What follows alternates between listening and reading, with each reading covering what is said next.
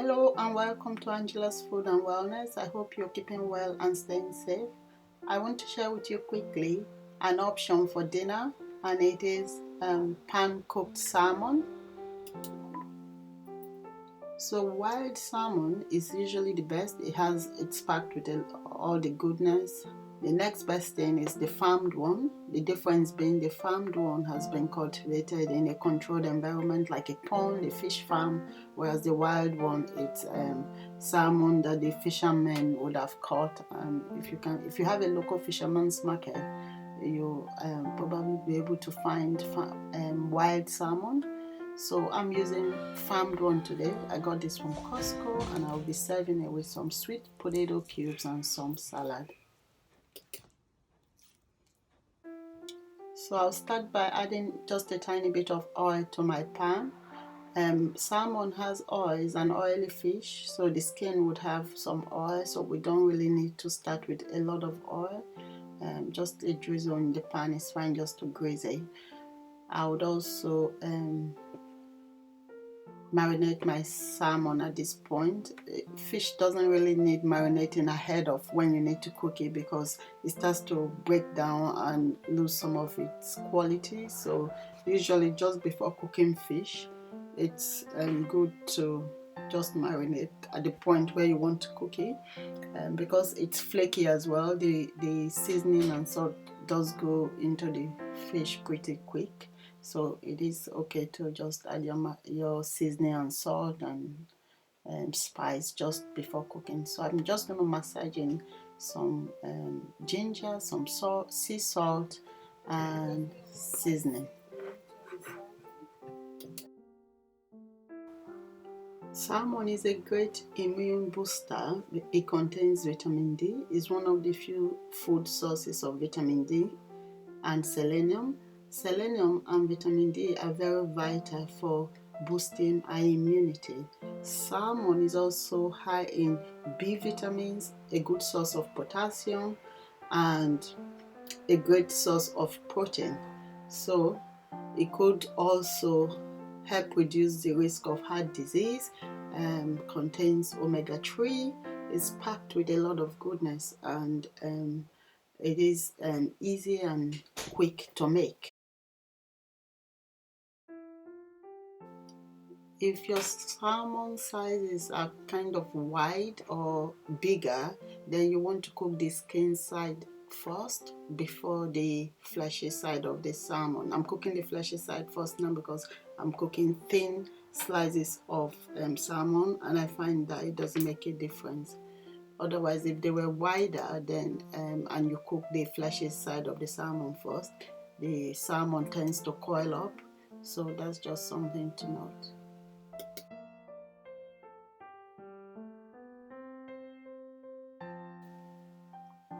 So add your dill. I'm using some fresh dill, some chili, 3 chilies, some onions, some garlic, just added to the pan to cook with my salmon. As you can see, the salmon is about halfway cooked through to the middle. So now I'll flip it aside, just so it starts to cook on the skin side now. I'll do the same for this one.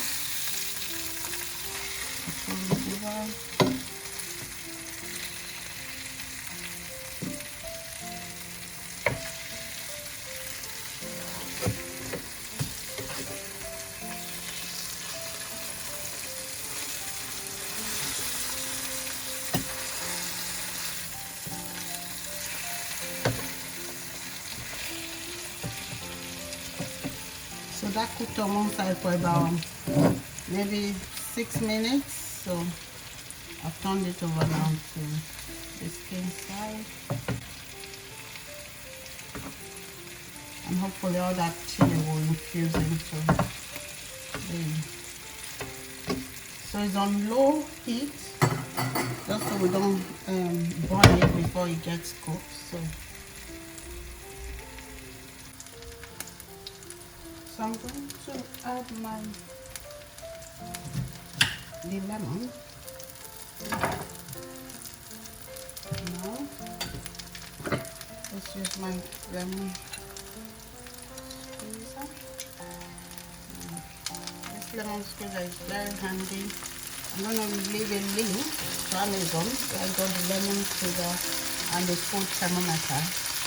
I think every kitchen needs a food thermometer just to be able to gauge foods like this when you cook them, and temperature for oils and meat and fish and stuff like that. I'm just adding my lemon to the mix. This is also going to form the sauce for the fish. So I didn't put it earlier so it doesn't start to burn. So this is a good time to add it. So squeeze more of that out as much as possible with the lemon.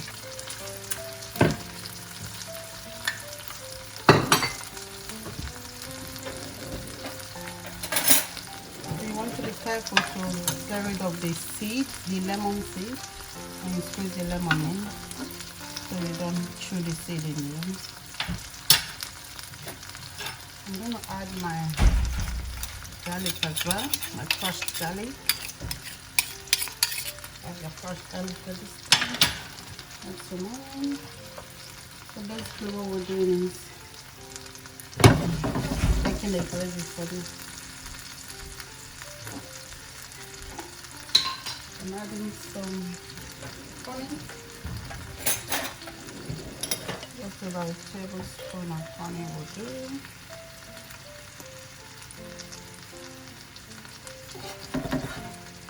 Rather lemon, honey, garlic.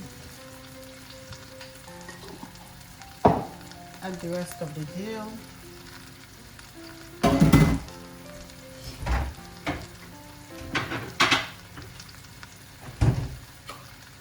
I'm also going to add a tiny bit of mustard, just a tiny bit of mustard as well.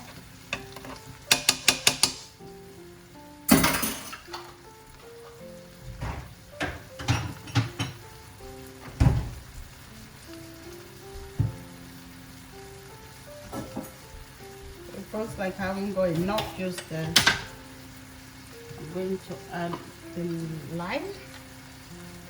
It's fine, you can use a second lemon.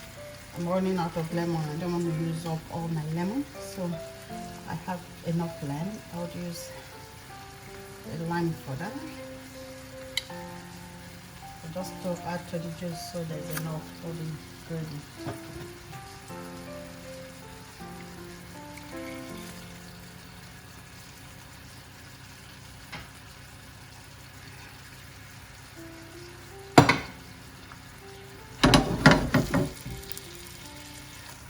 That's that. And now I want to flip it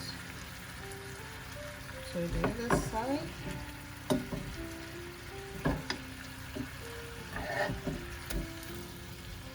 So it cooks on the other side as well.